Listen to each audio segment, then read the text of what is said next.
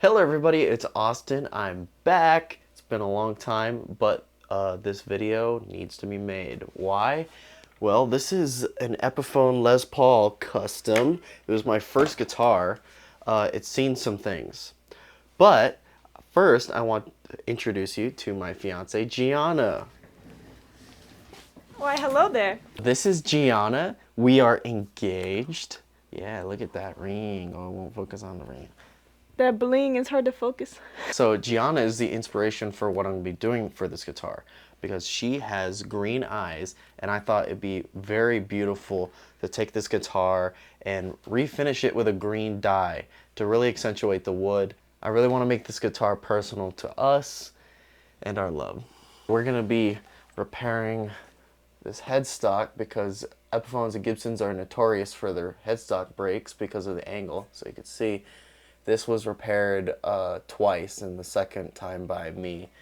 So we're going to try to make this thing come back to life because also I'm going to be recording my first song. And so that has something to do with it as well. You ready, babe? Yeah, let's go.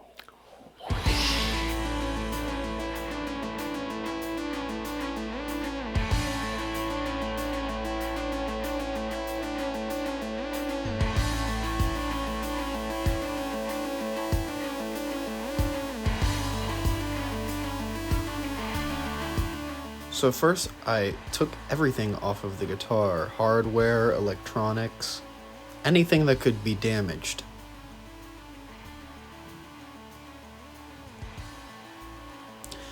My first attempt of removing the finish was using a heat gun and an X-Acto knife, thinking that the finish would lift up just like I've seen in certain videos. I also used a citrus strip and different chemicals that strip the paint off, but those barely did anything, so I resorted to sanding.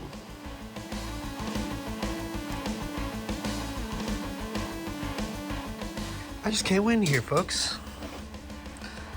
Fucking sanded it down, and it looks like that's the mahogany that's underneath. I was very saddened that I cut through the maple veneer, and I never really realized how thin the veneer was. So, since I sanded through it, it was not usable, so I sanded all the way down to the mahogany and found that it was about 4 different pieces glued together. That makes sense, it's an Epiphone guitar. Then I sanded the rest of the guitar. Then I filled the pores with a black stain.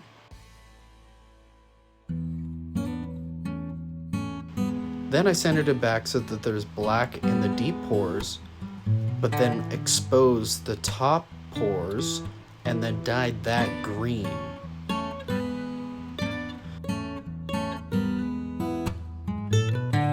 Then I took off the veneer of the headstock using a iron on a small towel and then chiseled everything off of it.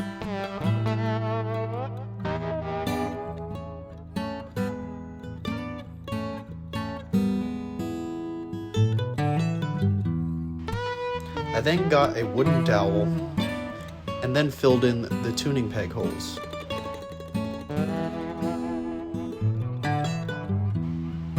I then cut the wings off of the headstock using a chop saw, then glued 2 pieces of mahogany into the chopped pieces so that I could reshape the headstock. I used a jigsaw and did a rough template cutout until something happened. I didn't realize the headstock was shaking so violently, but that caused it to rip off. So, I took it off, kept going with the rough jigsaw cuts.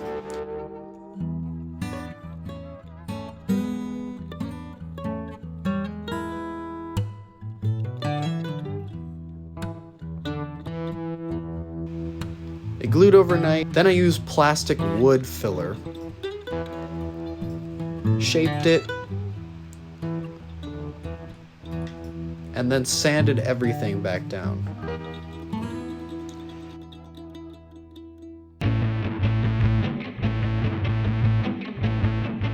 Here's my little router workstation that I developed.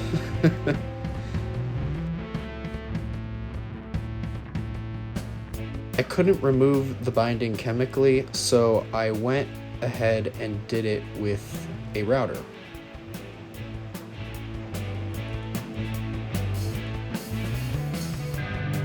Then I got black ABS binding and glued it all the way around the guitar. This is the laminating jig that I came up with. It is a iPhone tripod.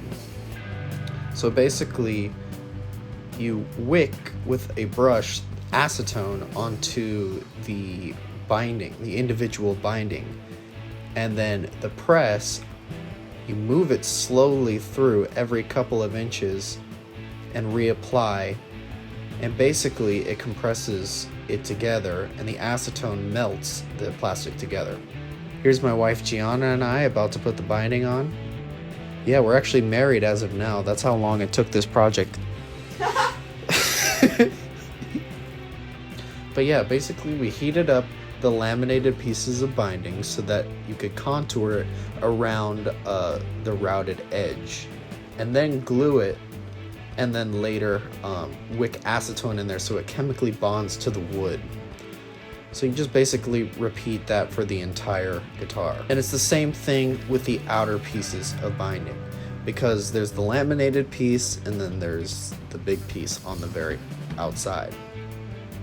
Then I took wood filler and filled in the spots where there was some tear out.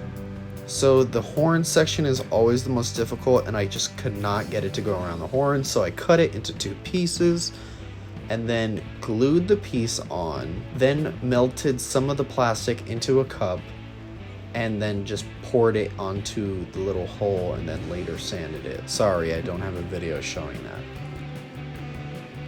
Then I went with the orbital sander and went around and got the binding flush with the body. I then went in with chisel to remove the very high binding because it was really, really high.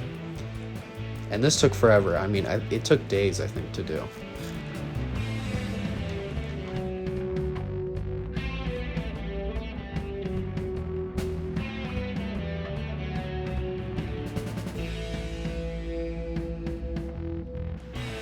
So I basically glued a veneer onto the headstock, and I had masking tape over it, and pulling the masking tape up actually removed splinters of wood, so that was just basically unusable.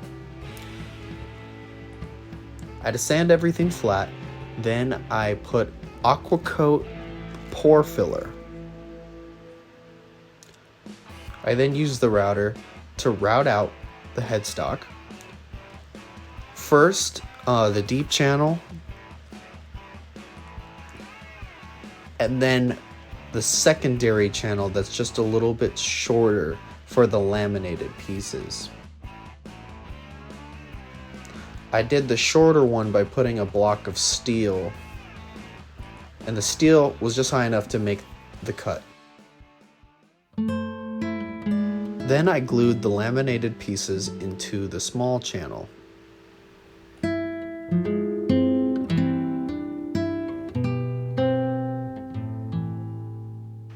Using a razor blade, I would cut at a 45-degree angle so different laminated strips could form as a miter edge.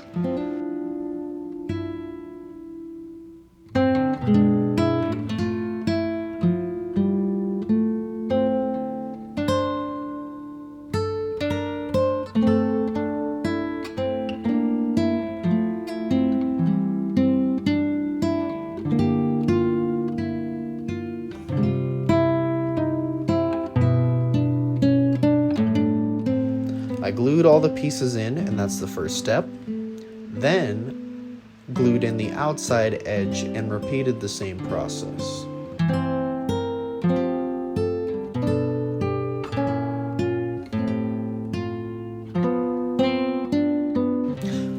I then put in some wood filler into some areas where there was tear out.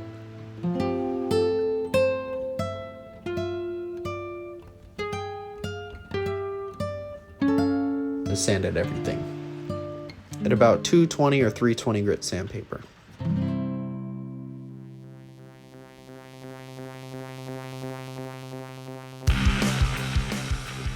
Then I used a razor blade to knock down the high spots of the laminated binding.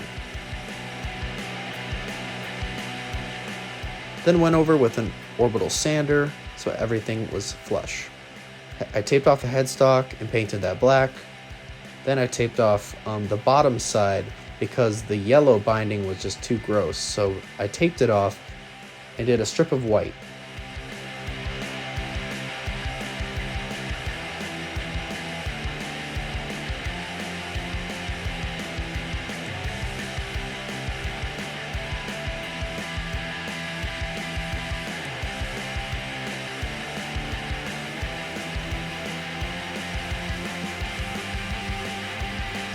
So on the sides, I painted it black and put some tape around the binding edges.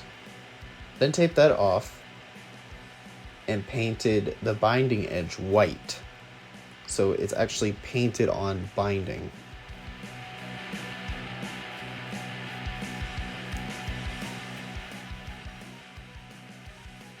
Then I removed the tape and went in with a razor blade to knock off some of the residue in some areas.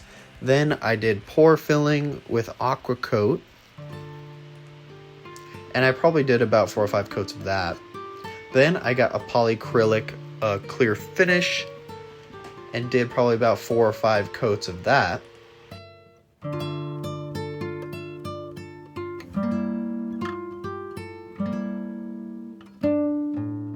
Then I got my brother to help me out, and we actually sprayed an automotive clear coat as the final clear coat, and we did that with 3 coats, about 30 minutes apart between coats.